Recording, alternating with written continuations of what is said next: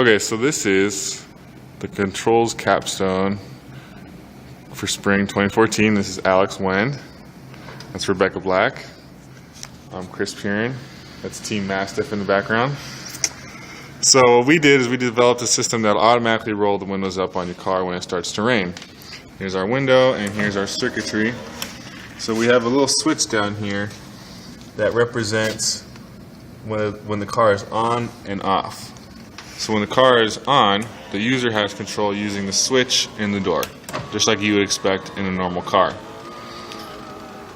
You see it rolls the window up and down. So now let's say you park your car, you leave the window down, you turn the car off.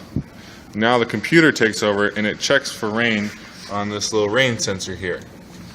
And when it sees rain, it'll automatically roll the window up, checking for blockages on the way up.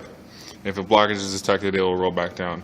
First, we'll demonstrate just a simple rain sensing window roll up.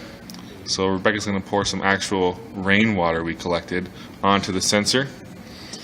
And as soon as it hits, the window begins rolling up and it closes.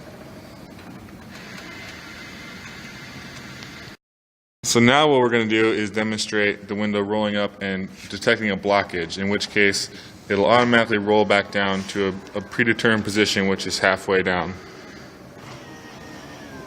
And Alex risked his life and limb, or just a limb, for that demo. Maybe we can demo that again. I kind of missed it a little bit, so let's show it again. So they're going to activate the rain sensor again.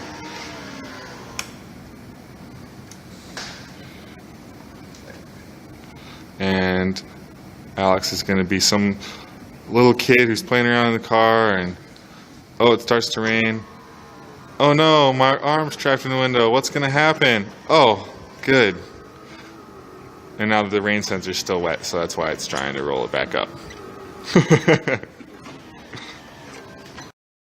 So the last bit of functionality that we're going to demo with the window is a temp sensor that will detect the temperature inside the car, and when it gets above some threshold that the user can set, it'll automatically crack the windows in the car to help cool it down in there.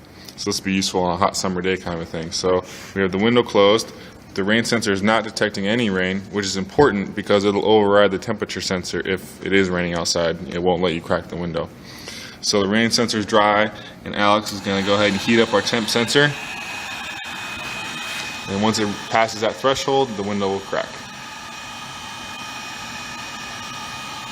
It's the little guy down there. And there we go. Window is cracked. So now the window's cracked. The rain sensor will roll up if rain is detected, and even though it's too hot inside the car, it'll keep the window closed because the rain overrides the temperature sensor. So the window rolls back up on the detection of rain, and Alex can try heating up the temp sensor, but it won't crack because the rain sensor is wet still. Now Rebecca goes to dry it off. So she'll dry off that rain sensor again. The sun came out, dried up all the rain, and the window cracks. Alright, so now we're going to show you the interface that Alex created, online interface to control the window and check in on the status of the car and everything. Unfortunately, the screen does not want to show up very well. There it is. So Alex, why don't you go ahead and take it from here? Alright, so I wrote a basic PHP script that will take in the data that's sent from the Arduino to the website using an Ethernet shield, and it cycles through each piece of data every 15 seconds. So you'll see here, it'll tell you if it's raining, what the current temperature is, and the position of the window, as well as a graphic to tell you. So right now, the last time this was uploaded, or reloaded, the window was closed, it was 74 degrees Fahrenheit, and it was not raining. So if we check now, we see that, well, the temperature is 124 degrees thanks to the heat gun. It's not raining, which is correct, and the window is slightly cracked, which is due to that heat, which you can see here. It is cracked.